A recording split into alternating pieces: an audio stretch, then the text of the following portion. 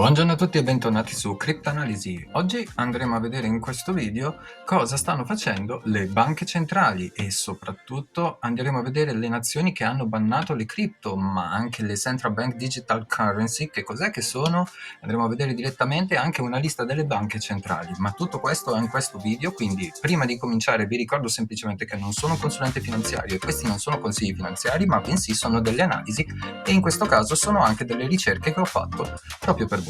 Andiamo a vedere praticamente cosa sta succedendo. Bene, vediamo praticamente un proliferare di articoli che si concentra maggiormente sulle CBDC e sulle varie nazioni che stanno accettando o stanno inserendo o stanno valutando questa nuova forma di valuta.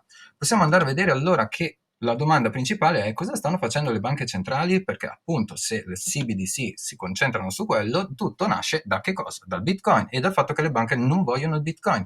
Quindi alcune nazioni hanno dichiarato il Bitcoin illegale. Una tra queste potrebbe essere la Cina, però vediamo che l'articolo ovviamente è il 24 settembre 2021 e vediamo gli svolgimenti attuali, quindi di conseguenza sappiamo che non sono del tutto illegali, però possiamo notare che comunque su Investopedia abbiamo invece una lista di 42 paesi con divieti che sono impliciti su determinati usi di criptovaluta e questo ovviamente è sull'aggiornamento del novembre 2021. Ma non solo, vediamo anche su Euronews il divieto di Bitcoin. Questi sono i paesi in cui le criptovalute sono limitate. Bene, in questo momento stiamo vedendo praticamente una sequela di paesi che stanno rifiutando l'utilizzo delle criptovalute. Ma perché?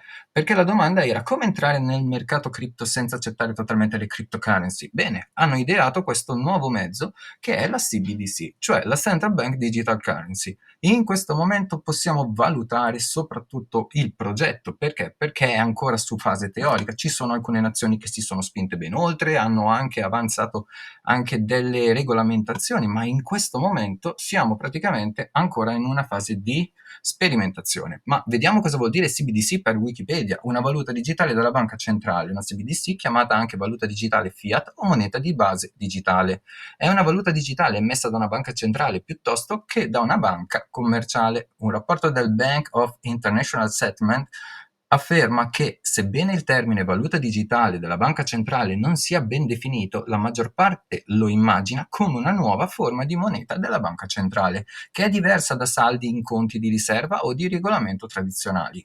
L'attuale concetto di CBDC è stato ispirato da Bitcoin e criptovalute simili basate su blockchain, ma differisce da tale valuta virtuale e criptovaluta in quanto un CBDC è o sarebbe emesso da uno Stato e ha corso legale ufficiale. La maggior parte delle implementazioni CBDC probabilmente non utilizzerà o non avrà bisogno di alcun tipo di registro distribuito come una blockchain.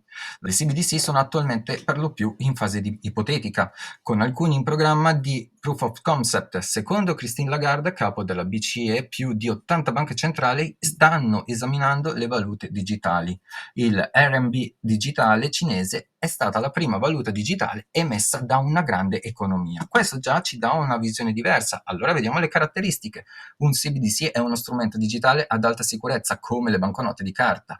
È un mezzo di pagamento, un'unità di conto e una riserva di valore. E come la carta moneta, ogni unità è identificabile in modo univoco per prevenire la contraffazione. La valuta fiat digitale fa parte dell'offerta di moneta di base insieme ad altre forme di valuta, in quanto tale il DFC è una passività della banca centrale, proprio come lo è la valuta fisica.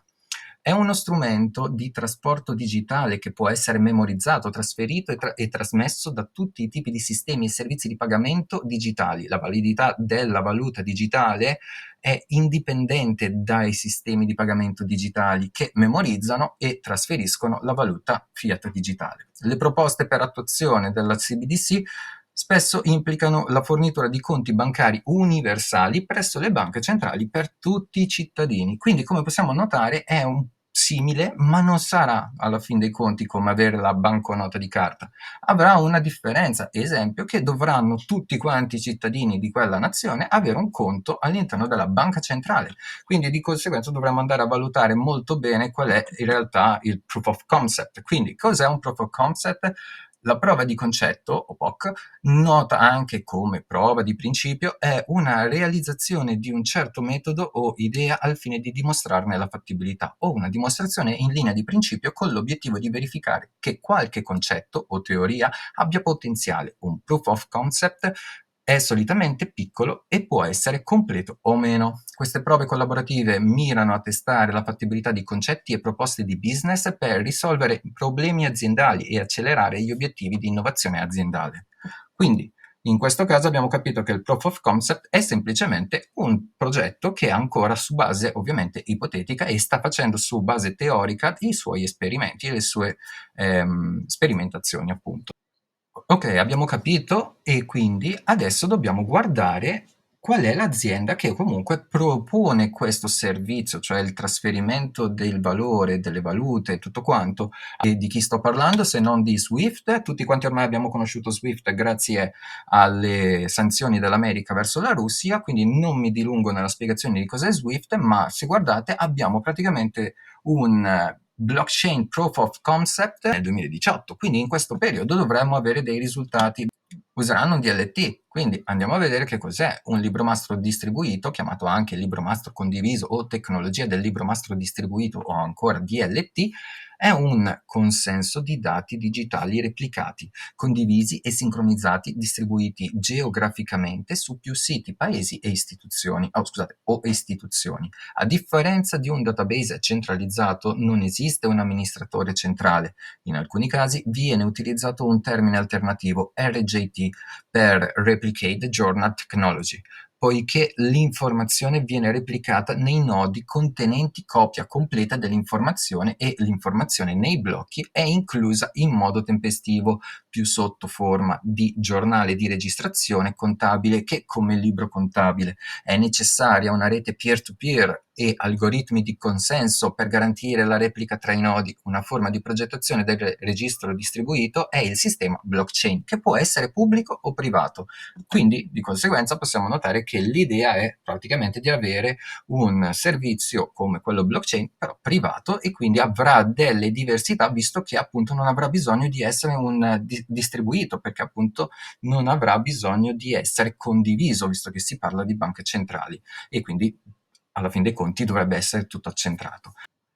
Come possiamo vedere dalla tabella, ci viene presentato uno schema dove le varie tipologie di DLT vengono suddivise e come possiamo vedere la maggior parte della differenza è dal fatto che è un registro pubblico o un registro privato oppure dalla forma di consenso che varia dal proof of work al proof of stake o anche altre forme come sistemi di voto e Hashgraph e via discorrendo. Ora, in questo caso possiamo vedere benissimo come ci sono varie tipologie e la differenza principale, come ci viene riportato in calce, è che mentre la blockchain richiede il consenso globale su tutti i nodi, una DLT può ottenere il consenso senza dover convalidare tutta l'intera blockchain. Quindi capite bene che la si può vedere in un modo o nell'altro, ma in ogni caso è molto differente dal sistema che la blockchain invece ci ha insegnato a vedere grazie a Bitcoin. Ora andiamo a vedere invece un resoconto di quello che sta succedendo. Quindi le banche centrali non vogliono Bitcoin, non vogliono la blockchain, non vogliono la proof of works, quindi non vogliono la decentralizzazione, però dicono di sì alle CBDC, alla DLT, intanto hanno un proof of concept piuttosto distribuito, almeno nella maggior parte, e quindi una grande centralizzazione. Io vi ringrazio per avermi seguito fino a questo punto, ovviamente possiamo vedere comunque che la realtà dei fatti è un avanzamento molto molto lento e come potete notare dalla lista che è apparsa sono molte le banche centrali, quindi in questo momento vi chiedo semplicemente di attendere, arriverà un video per ogni singolo continente, quindi io vi ringrazio, vi auguro una buona giornata e buon lavoro a tutti.